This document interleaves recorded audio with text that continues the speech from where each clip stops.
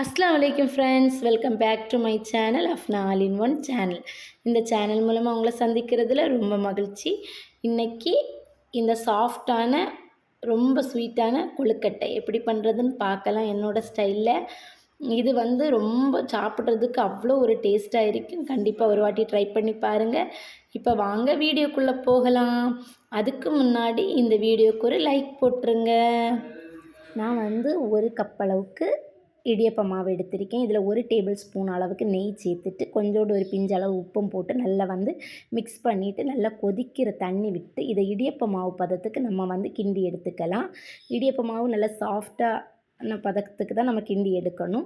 எடுத்துட்டு இதை நல்லா கொஞ்சம் ஆறுனதுக்கப்புறமா நல்லா கை வச்சு இதை நல்லா பிசைஞ்சு எடுத்துக்கலாம். ஒரு ரவுண்டு ஷேப்புக்கு கொண்டு வந்துட்டு அதில் கொஞ்சம் ஒரு அரை டீஸ்பூன் அளவுக்கு நெய் சேர்த்து இதை கொஞ்சம் நேரம் வச்சுக்கலாம். இப்போ ஒரு பேன் அடுப்பில் வச்சு அதில் 1 டேபிள் ஸ்பூன் அளவுக்கு நெய் சேர்த்துட்டு 1 கப் அளவுக்கு தேங்காய் துருவி வச்சுருக்கேன். அதை சேர்த்து கொஞ்சம் கிளறினதுக்கப்புறமா அரை கப் அளவுக்கு சர்க்கரை எடுத்து வச்சுருக்கேன். அதையும் சேர்த்துட்டு நல்லா கிளறி சர்க்கரை கொஞ்சம் கரைஞ்சி வந்ததுக்கப்புறமா இதில் 2 3 ஏலக்காய் தட்டி வச்சுருக்கேன். அதையும் சேர்த்துக்கிறேன். அதுக்கப்புறமா முந்திரி திராட்சை ரெண்டையுமே இதில் சேர்த்துட்டு நல்லா கிளறி விடுங்க. கிளறி விட்டுட்டு இப்போ பூரணம் ரெடி ஆகிடுச்சு. கொழுக்கட்டைக்கு உள்ளால் நம்ம வைக்க போகிறோம். இப்போ இதை எடுத்து நம்ம ரவுண்டு ஒரு கொஞ்சோண்டு மாவு கையில் எடுத்து அதை ரவுண்டாட்டு போட்டு நான் ரவுண்டு ஷேப்பில் தான் நான் பண்ண போகிறேன். அதனால் நான் இப்படி பண்ணிக்கிறேன். இந்த மாதிரி ஷேப்பில் பண்ணிக்கிறேன். இதில் நிறைய ஷேப் பண்ணலாம். ஆனால் நான் இப்படி தான் பண்ணிக்கிட்டேன். இப்போ இந்த கொழுக்கட்டையை நல்லா ரவுண்டு ஷேப்புக்கு பண்ணி நம்ம தனியாக எடுத்து வச்சுக்கலாம்.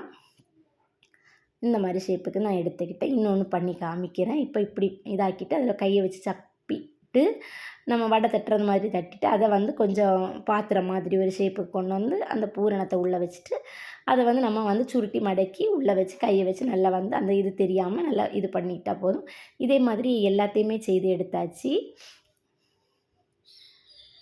இப்போ எல்லாத்தையுமே செய்து எடுத்துட்டேன். இப்போ இட்லி பாத்திரத்தை அடுப்பில் வச்சு அதில் ஒரு தட்டு போட்டு அடியில் கொஞ்சம் தண்ணி விட்டுட்டு இதை மேலே அடுக்கிக்கிறேன். அடுக்கி இதை கொஞ்சம் ஒரு 10 நிமிஷத்துக்கு வேக விட்டுக்கலாம். 10 நிமிஷம் போதும். நம்ம இடியப்பம் வேகிற அளவுக்கு தான். இப்போ எல்லாமே ரெடி ஆகிடுச்சு. சூப்பராக நல்லா வெந்து சூப்பராக ரெடி ஆகிடுச்சு. கண்டிப்பாக ட்ரை பண்ணி பாருங்கள்.